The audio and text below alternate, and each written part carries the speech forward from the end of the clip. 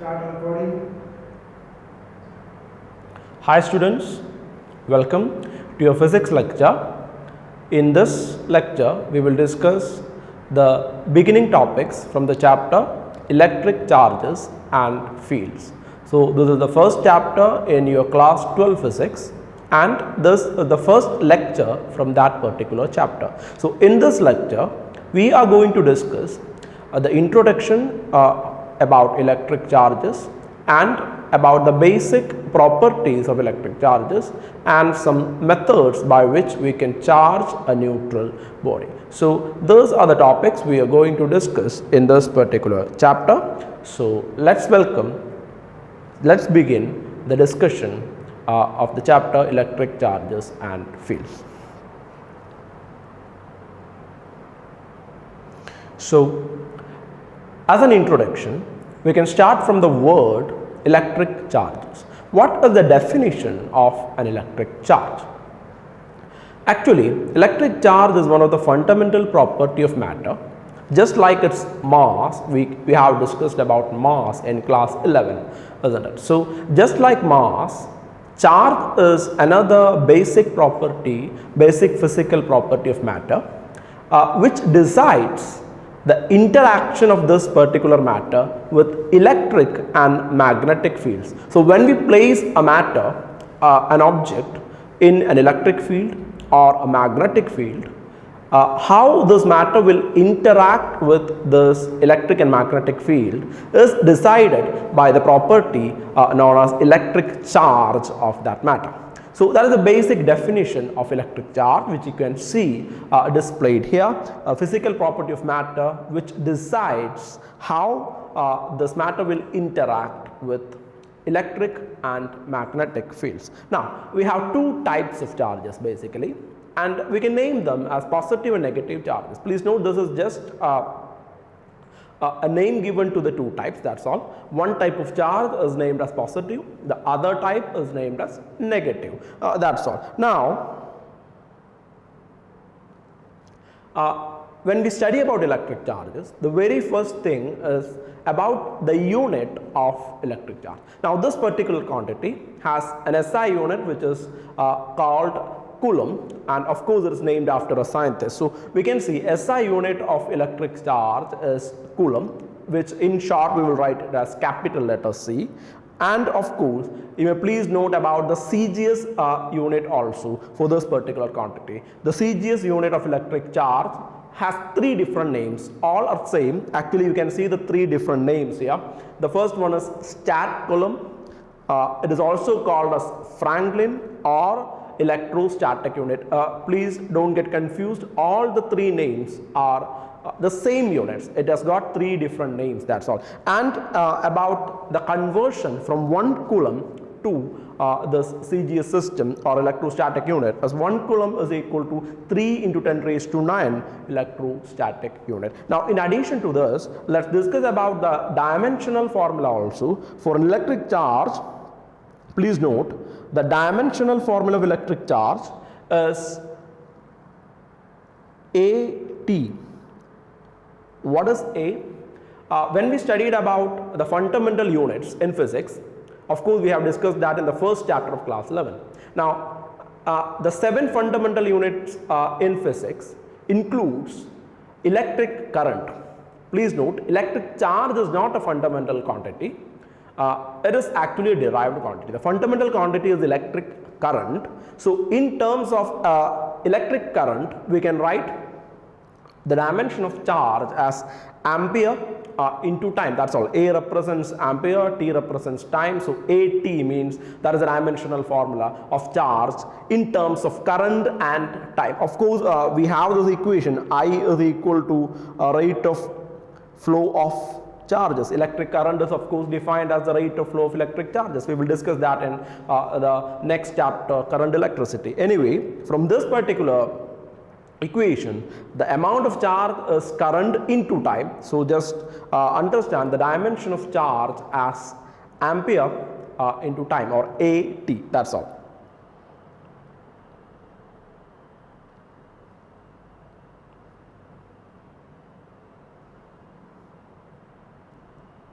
Now,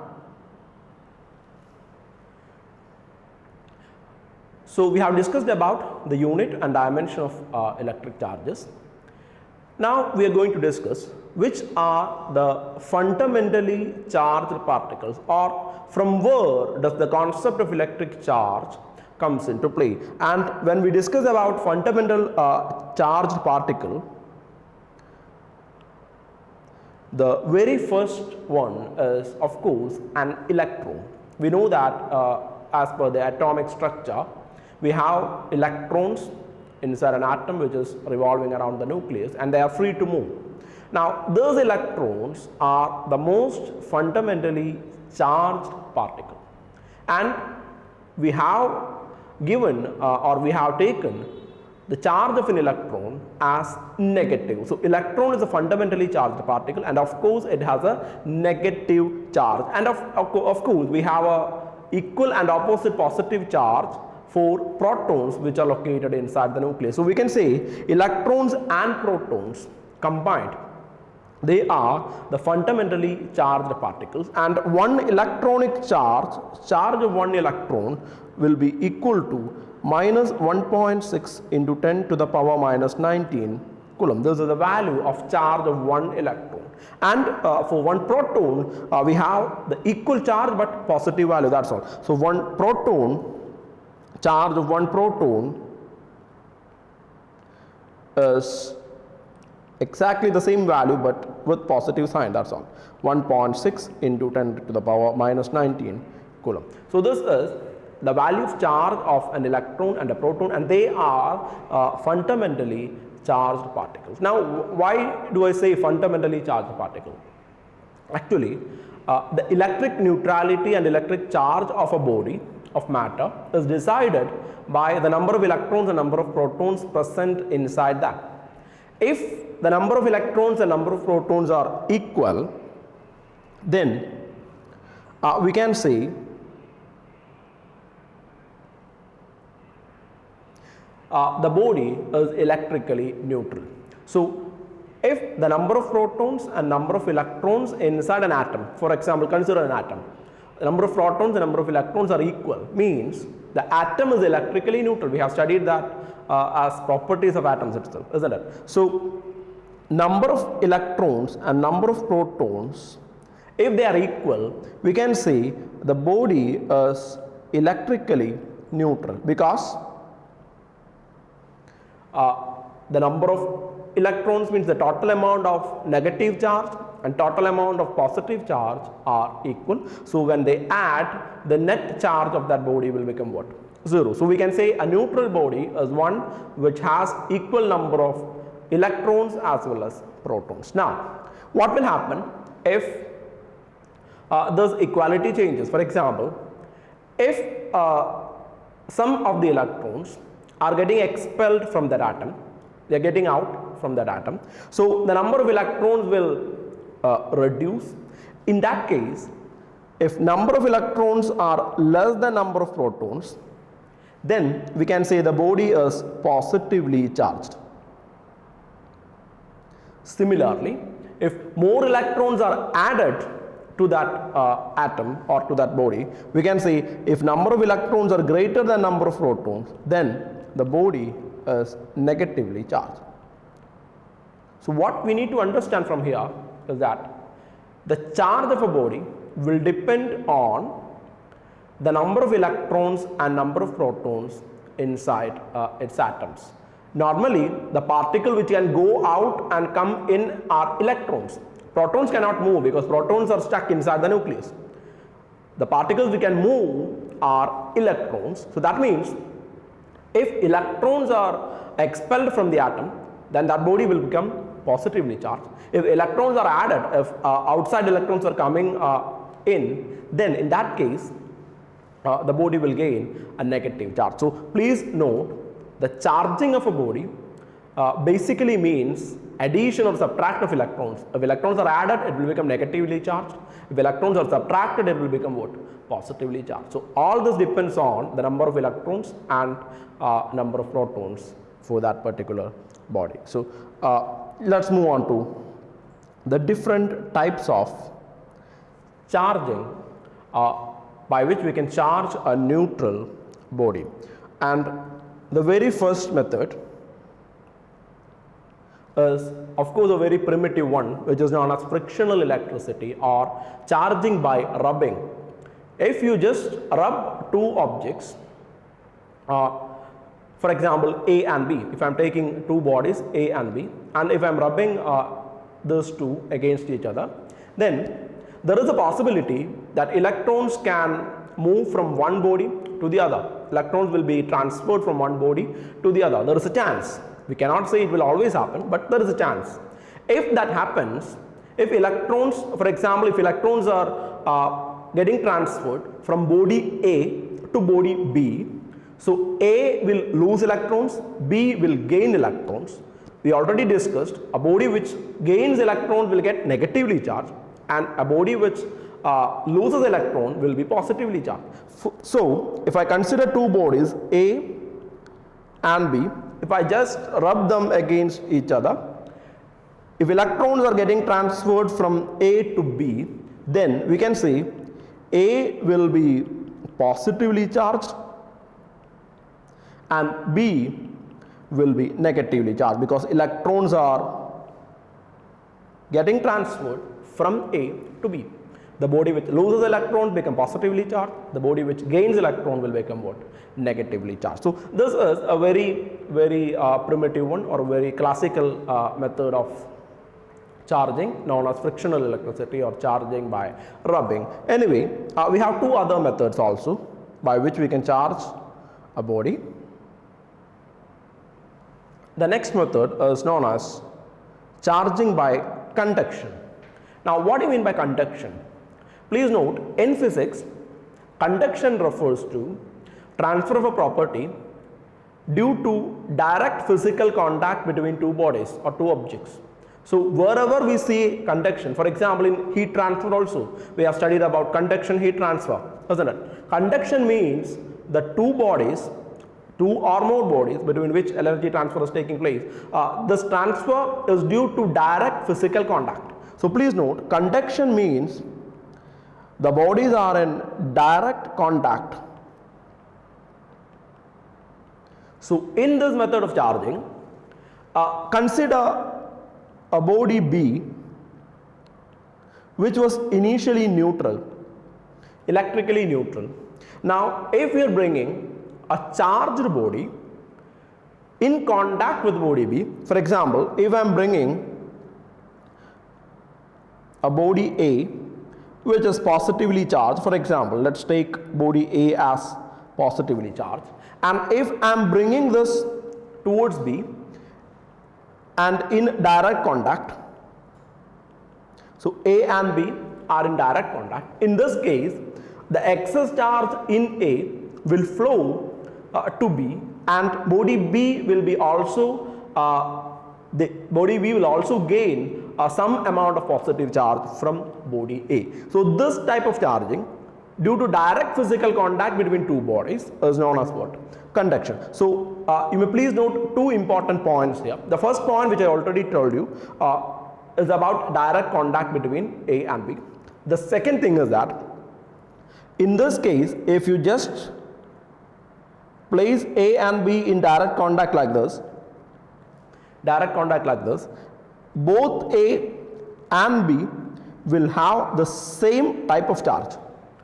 If A is positively charged, then B will also be what? Positively charged. If A was negatively charged, then the charge obtained by B will be also what? Negative. So the same nature of charge is transferred due to conduction. So these are the two important points. The first point is that direct physical contact between two bodies, and the second point is that same nature of charge is transferred in conduction. So that's about charging due to conduction. Now let's move on to the next method of charging,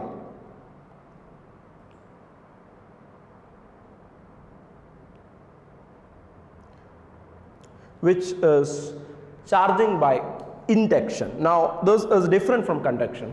I hope you know the difference between conduction and induction. Conduction, as I told you, is due to direct physical contact, but in induction, the bodies will not be in direct contact. Instead, we are just keeping the two bodies closer without direct contact. So that means body B, which is neutral, was brought near a charged body. For example, A is a charged body and we are bringing a positively charged body A near body B. They are not in contact. You may please note there is no direct contact in induction. Now, what will happen in this case? We know that in B, even though it is electrically neutral, there will be electrons. Of course, inside B there will be electrons, and these electrons will be moved according to the charge of A. Since A is positively charged, the electrons inside B will move towards this body A, and they will be segregated at one end of B, and of course at the other end we will have atoms which lost electrons, or we can say positively charged atoms will be there at the other end of B. So B will be neutral even in this situation, but what will happen is that charges inside B will be moved to two different ends. Negative charge towards one end, positive charge towards the other end. They will be separated. Now, if I connect the other end of B to a ground, if I connect the other end of B to ground, what will happen? Ground is actually neutral. So if you connect it with the ground, the excess charge at that portion, that means at the opposite end of B, will move or will get neutralized with the ground. So the excess charge will be neutralized at the end which is connected to B. Please note, here we have positive charges at the end which is connected to B, connected to ground, and those positive charges will be neutralized. So in effect, if you remove grounding, if you connect it to ground initially and then remove grounding, what will happen? B will have negative charges at one end. Of course, we are placing A here, and the positive charges at the other end of B was neutralized. Now, if you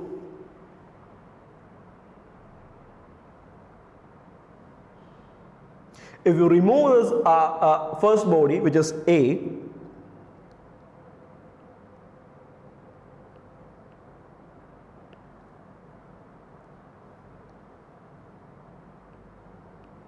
if you remove the initial body A, we can say there will be negative charges on B, which will be spread over its surface like this. If you remove A, first we are removing the connection with the ground, then we are just removing the body A. So if you remove A, what will happen to B? The negative charges at one side of B will be spread all over it, and in effect, when you sum this up, what is happening?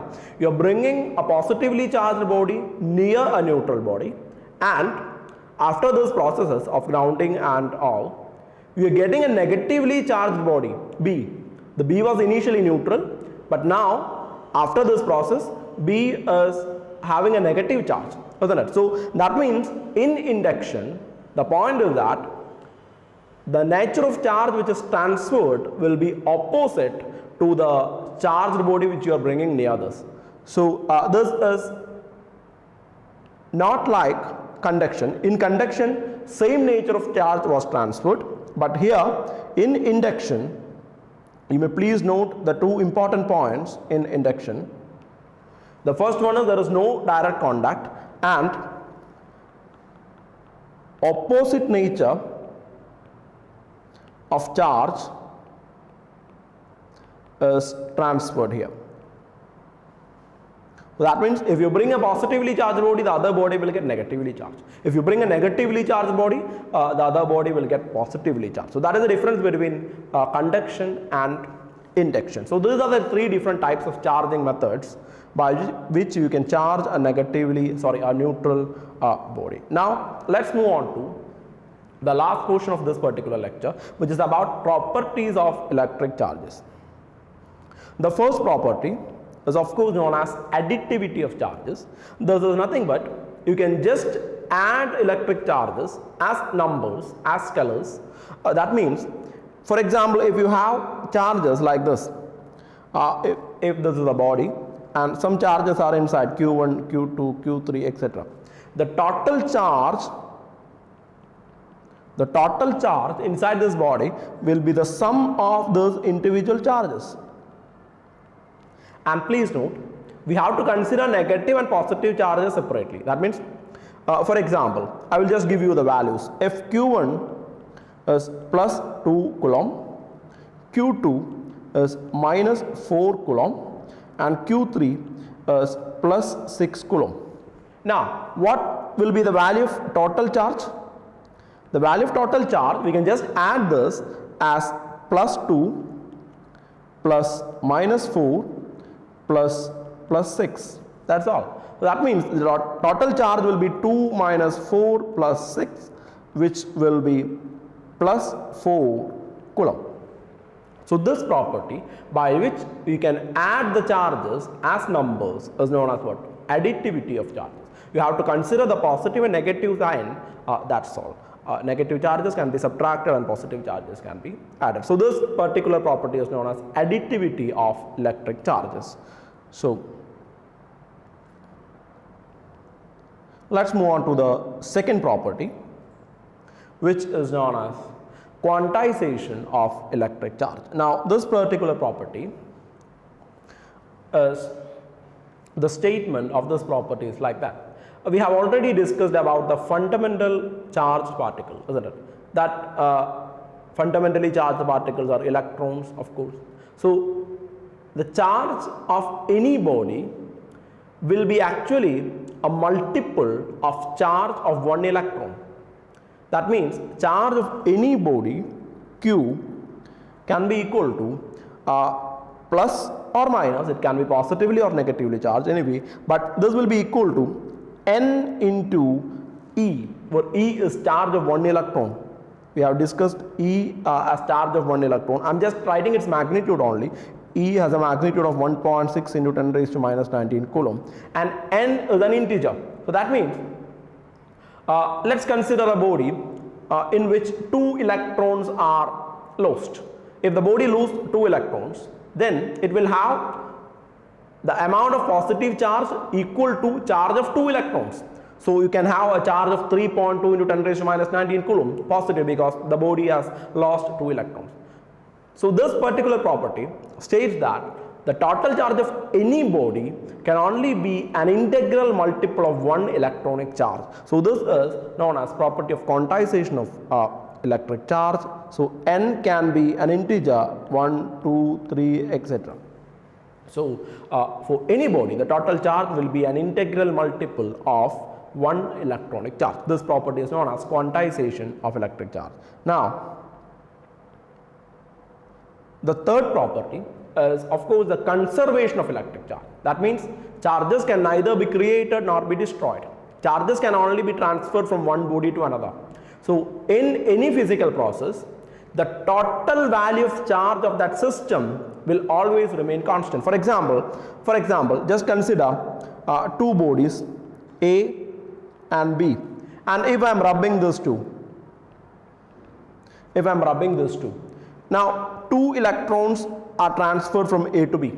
So that means charge of A will be plus 2E and charge of B will be minus 2E. E means one electronic charge. Since 2 electrons are transferred from A to B, charge of A will be positive with a value of 2 electronic charge. B will have a negative charge with a value of 2 electronic charge. Anyway, so when you consider the entire process, what is the total charge of the system? Initially A and B were neutral. Now after this process also, what is the total charge of this system? When you say total charge of this system, this is 0, isn't it? So initially and finally, the value of total charge of that system must remain what? constant. So that is known as conservation of electric charge. The total value of charge for that system during that process will remain a constant. So those are the three different properties of electric charges, and of course we have a fourth property also, which is about the attraction and repulsion between charges. We will discuss that topic during the next lecture, where we will discuss about Coulomb force and all. Anyway, you may please note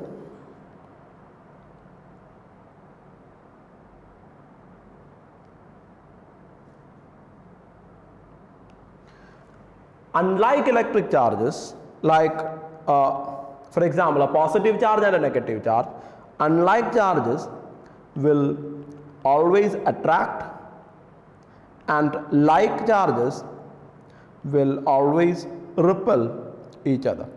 I hope you know this thing. It's a very common scenario, isn't it? Unlike charges, that means a positive charge and a negative charge will attract each other, but a positive charge and a positive charge will what? Repel each other. So this is another basic property of electric charges, and this forces of attraction and repulsion can be studied in the topic of Coulomb's law of forces, which we will discuss in the upcoming lectures. So for this particular lecture, I am just going to conclude this. We have discussed about introduction of electric charges, then basic properties of electric charges, and methods of charging a neutral body. So that is about this first lecture in electric charges and fields. We will continue this topic in the upcoming lectures. In the next lecture, we will discuss about Coulomb's law and its different entities. So that's all for this particular lecture. Thank you very much.